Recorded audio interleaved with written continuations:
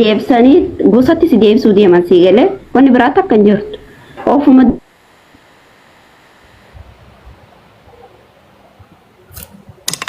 network khiyya qabe copy link na godhame guys network khiyya fakkaata copy link godhe osoo silaa namni hundi akka khiyya kanatti gandummaa ofuu baattanii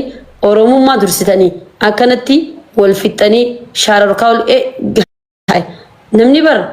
khabar qabsoo qabsaa'ee rooba keessa beela keessa aduu keessa dhakaa jala rafee ciisee kuni yaani oromummaaf jee wareegamee dhiiga kafalle isini kun silkii wifi guutanii chaarjii guutanii yeroo teessan asirra teessanii isinin dabbaru xiqqisholle nama dabbara dhugaa rabbii ara nama salacha keessattuu dhiirri faan hedduu nama dabbara hay chaarjii naqattanii wifi naqattanii yeroo teessan asirra gubdanii dalagaa baafattanii namni waan samii wee dachiin tuni hin qanneetti oromoon rabbiin yoo akka feetetti illee ni feemas tajee waan feete jaleedus waan feete jettus kuno anjimaa argeetiin hin feemase mi waan biraa maalime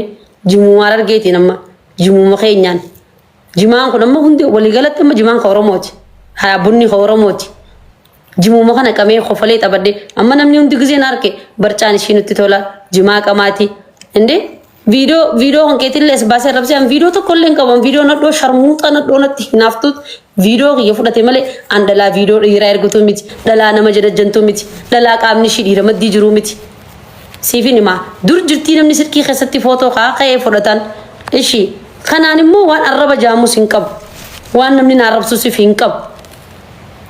kana tuqee na arrabsee namni nama duuba jira namni nama gorsu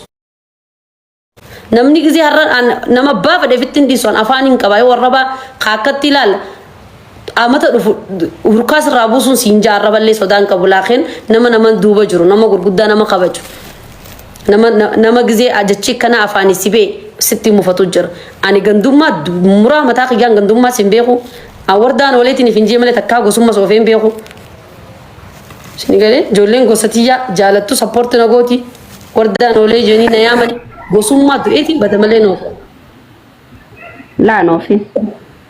isma dhugaa rabbii noofi kana jaalattan waan si fayyannetti hin seenin kana jaalatu akkuma amma jaalatu kana jibbitanis akkanuma na jibbaa so yoo tokkummaa malee gandummaaf jecha na jibbitan wallahi billahi na jibbaa rakkoon takka illee hin jirtu na jibbaa waan feetanis gabbaa jaa sodaa namaa akka wardaan olee sodaa namaa hin qabnes beekaa maaliif yoo jette namni kun ilmi namaa kun wal keessa jira wal keessa fayyadama wajji dalagata afaan tokko wali qabna waan tokko wajji haasoyna dalagaa waliin nu fida waliif fayyadamna akkanni gandummaan ni taare intoo namni kaayyoo qabu namni fuula dura yaadu gandummaan oofu namni karoora qabu gandummaan oofu abbichi wal dhabe jette haasawu si dhiireessi maal jette abibti walumaa galatti gandummaan nuti warra biyya arabaa yookaan keessa jiruufu faayidaa tokko hin qabu shi ati nama gandaa keessa teessee biyya teessee mee ganda kamiin gandummaa kamii eenyuun of yaamuu deemta sila akka isaan yaadan sani nuti amma fakkeenya biyya arabaa jirra waan barbaanne jaa ooluu dandeenya asirra tatteenya akkasuma miti akkasuma ati amma fakkeenya biyya jirtaa ganda hunda keessa deemtaa ganda kamiin akka ati of yaamtu fedhan fakkeenya Karena amala jalib sana semua wajah sonan jalib saya idung kabaja idung jalada yani agenda ini ofus ya desa nenggal suai nama kaki kofan tu benda amma jalib sana juga idung sih kabaja idung sih pada ati esa nanje ani oromo danjen ati oromo male bakka berang duit engkau pun jenan oromo da an oromo kayak semua ese onanjen intala hararge intala frankalloji rumati mondoman yo oromo khas es nanjan duro somatu dursa oromo man be barat akana mo katti barate o famire akas amma biya bara gizen dake ma faranji o khan somale badi gizen dake ani es akamini finjan ani oromo dan jabar hai akas ani oromo da ya matus ni hirabe ka do oromo tediste tamboda achiboda ga yoo kana taate ani oromoo miti nageetti jee taaree qabu jechuun duuba mi akkatti akkamii waliigaluu hin dandeessu dhaggeeffadhu warda gizee biyya arabaa tana dhufnu amaara jettaa Oromoo jettaa sabaa sablammiin Itoophiyaa guutuu san keessaa yaa kee warri natti ergu kun azaan akaayee wardaa maal goona laata. Kun sabaa sablammiin Itoophiyaa guutuu keessaa yeroo teessaa dhufte dunjaani Itoophiyaa jennaan. Siigalee Oromoonu bakka itti himannu qabna malee bakka hundatti miti akkasuma miti. Akkasuma bakka itti himannu. Itoophiyaadha jennaan akkuma sana. Anamma gaaf Addis Ababaa faanaan jallaan Addis Ababaa jal Finfinnee beekan namni bilaash masarrattiif gocha bar addunyaa tanarra deemaa laalaa tura baraddaa sanboota haasawa Addis Ababaa nafsii kaa namni dura Addis Ababaa miti Finfinneedhaa jitiin ganaa sardaan ammas Finfinnee tana ganaan ammas Addis Ababaa Finfinneetti deebisataa akka jii lammata immoo ani immoo arsii tuquudhaaf dhaggeeffadhu ijoolleen arsii as keessa hedduun beekan ijoolleen as inspektaraa jira koomaandaraa jira nama tuquudhaaf dura namni waa laallatu qaba indi tokko hulaa kurra kollabe tokko fitti cufee ta'u an dubbachuun qabu habiibtii xiyyaa saayibootoni hin qaba habiibtii biyyaa ijoollee wajjinaa dhugaa ijoollee wajji qabuu hin qaba soo tuquun qabu an nama hundaa ani tokko argamuu barbaada. Dhugaa keeti ofii nuti dhaggeeffadhu anarraa qabii mana arabaa bifti ilaal majlisa keessatti ol galeeti ulaa gaccufadhee abbaan fedhe arrabse gandan barbaade dhukkee irraa kaasee namni gabbee alatti argu ni jira. Injiru asiin ulaa shiggaan cufaa shiggaa bira kurfaan cufaa sigilee akka sanittiin dhukkee irraa kaasaa oola malee namni ala osoo hin jiraadhe makka kanatti zarraaf ja'a olaa guyyaa kana. Gaatillee ulaa sadii xuluq nama gootaa miree. Olaa sadii akkuma san jaalibsaa nama. Habiibti jaalibsaan mazraa jaalibsaan keessa jiru jechuu. Inshaa Allah namni tokko achiin hin bawan dhugaan sitti hima. Akkasi gaafa duuba wardaan oolee habiibti wardaan oolee dhaggeeffadhu ani mazraa keessan jiru biyya intarnaashinaala keessan jira. Ani fakkeenya ilma arsii tokko gabbee yoo nama arrabse arsii koomaandaraa jira inspektaraa jira poolisii jira marmaarii jira arsii yoo akkasi akkas arargee yoo akkas akkas maaltu naangeen